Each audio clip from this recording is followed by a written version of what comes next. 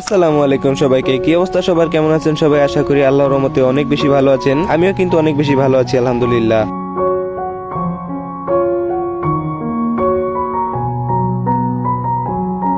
ওকে, আজকের এই ভিডিওটা মূলত তাদের জন্য অনেক বেশি ইম্পর্টেন্ট যারা বেটা ফিশ পালন করে থাকেন এবং শুধু বেটা মাছগুলো পালন করে যাচ্ছেন কিন্তু ব্রিডিং করাতে পাচ্ছেন না। তো আজকের এই ভিডিওটি মূলত তাদের জন্য যারা মূলত বেটা ফিশ ব্রিডিং করাতে চাচ্ছেন। তো আপনারা যদি এই ভিডিওটি ফুল দেখেন তাহলে কিন্তু আপনারা ঘরে বসে নিজে নিজে মাছের ব্রিডিং করাতে পারবেন। আর কিভাবে বাচ্চা করবেন A to Z তা তো থাকবেই। তো ফুল ভিডিওটি অনেক বেশি ইনফরমেটিভ হতে চলেছে, তো একটু স্কিপ না করে সম্পূর্ণ দেখুন, আশা করি অনেক বেশি কাজে আসবে। তো সরাসরি আমরা চলে যাই আমাদের ব্রিডিং প্রসেসে।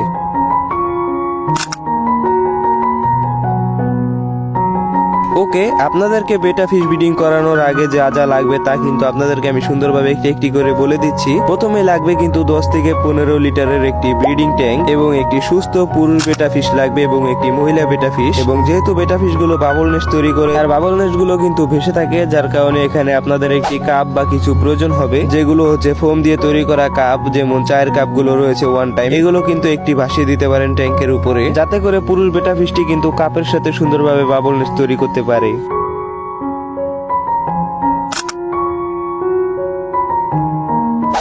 ওকে, আমাদের এখানে কিন্তু প্রথম ধাপটি শেষ হয়ে গেল বেটা ফিশ ব্রিডিং করার। আর মনে রাখবেন, এই ব্রিডিং করানোর সময় কিন্তু ফিল্টার দিবেন না, খুব হালকা করে এয়ারস্টোন ব্যবহার করবেন। তো এবার আসি আপনারা কিভাবে পুরুষ বেটা ফিশ এবং মহিলা বেটা ফিশ স্পট করবেন। তো এটা যাচাই করা কিন্তু অনেক বেশি সহজ, কারণ পুরুষ বেটা ফিশ গুলোর পাখনা একটু বড় থাকে এবং মহিলা বেটা ফিশ গুলোর পাখনা কিন্তু ছোট ছোট থাকে। আর আরেকটা বিষয় হচ্ছে গিয়ে যে পুরুষ বেটা ফিশ গুলো কিন্তু মহিলা বেটা ফিশের তুলনায় অনেক বেশি কালারফুল হয়। এই কারণেই আমাদের পুরুষ এবং মহিলা বেটা ফিশ গুলো চেনারা অনেক বেশি সহজ হয়ে গেল।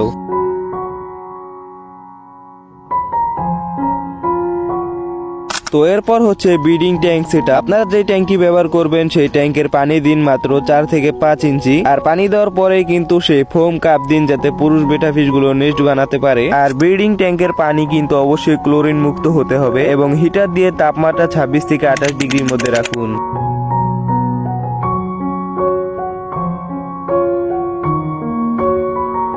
এরপর কিন্তু আমাদের সবকিছু তৈরি হয়ে গেলে প্রথমে ট্যাঙ্কের ভিতরে পুরুষ বেটা ফিশটি ছাড়ুন এবং পুরুষ বেটা ফিশটি ছাড়া কিছু দিনের ভিতরেই কিন্তু সে বাবল নেস্ট বানানো শুরু করবে। আর পুরুষ বেটা ফিশটি যে সময় বাবল নেস্ট তৈরি করবেন তার 24 ঘন্টা পর মহিলা বেটা ফিশকে একটি কাঁচ বা বোতলের ভিতরে রেখে ট্যাঙ্কে রাখুন।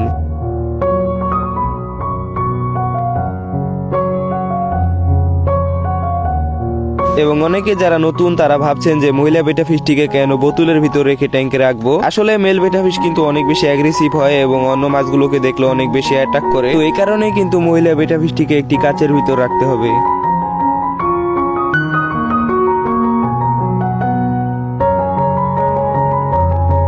তো এখানে কিন্তু আমাদের ব্রিডিং প্রসেসের দ্বিতীয় ধাপটি শেষ হয়ে গেল। এরপর যখন পুরুষ বেটা ফিশটিকে দেখবেন যে মহিলা বেটা ফিশটিকে কোনো প্রকার আক্রমণ করছে না, তখন মহিলা বেটা ফিশটিকে সুন্দরভাবে অ্যাকুরিয়ামের ভিতরে ছেড়ে দিবেন। শুরুর দিকে এরা একটু মারামারি করতে পারে, তো আপনারা কেউ ভয় পাবেন না। তারপর যখন একজন আরেকজনকে দেখবে তখন তারা বেশি মারামারি করবে না আস্তে আস্তে। তো এভাবেই কিন্তু মাছগুলোকে সুন্দরভাবে অ্যাকুরিয়ামে কয়েকদিনের জন্য রেখে দেবেন। এরপর কিছুদিন পরে কিন্তু আপনারা দেখতে পাবেন যে মহিলা বেটা ফিশটি ডিম দিয়েছে এবং পুরুষ বেটা ফিশ কিন্তু নিজে ডিমগুলো তুলে বাবল নেস্টে রাখবে। এরপর কিন্তু ডিম ছাড়ার কাজ শেষ হয়ে গেলে মহিলা বেটা ফিশটিকে সুন্দরভাবে দ্রুত তুলে ফেলুন, না তুললে কিন্তু সে ডিম বা বাচ্চা খেয়ে ফেলতে পারে।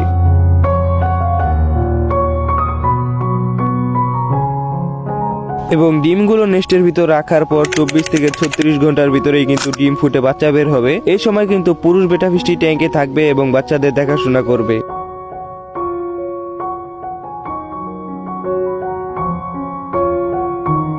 তো ডিম থেকে বাচ্চা ফুটার পর 3 দিন পর কিন্তু বাচ্চাগুলো সাঁতার কাটবে, তখন কিন্তু পুরুষ বেটা ফিশটিকে সুন্দরভাবে ট্যাঙ্ক থেকে তুলে ফেলতে হবে। এরপর আসি বাচ্চাদের খাবারের বিষয়ে। বাচ্চা ফোটার 3 থেকে 5 দিন প্রথমে ইনফোসরিয়া দিন। এরপর যখন বাচ্চাগুলোর বয়স 5 দিন হয়ে যাবে তখন কিন্তু এদেরকে বেবি ব্র্যান্ড শিম দিন এবং এগুলো কিন্তু বেশি পরিমাণে দিবেন না, অল্প অল্প করে দিনে 2 থেকে 3 বার। তো এই হচ্ছে বেটা ফিশ ব্রিডিং করার সম্পূর্ণ গাইড A to Z। আশা করি আপনারা যারা এই ভিডিওটি সম্পূর্ণ দেখেছেন তারা অবশ্যই বেটা ফিশের ব্রিডিং করাতে পারবেন, কারণ এগুলো কিন্তু অনেক বেশি কঠিন না। তো পরবর্তীতে আপনারা কোন ধরনের ভিডিও চান তা কিন্তু অবশ্যই কমেন্ট করে জানাবেন। তো আজকের ভিডিও এই পর্যন্তই। সবাই ভালো থাকবেন, সুস্থ থাকবেন। আসসালামু আলাইকুম।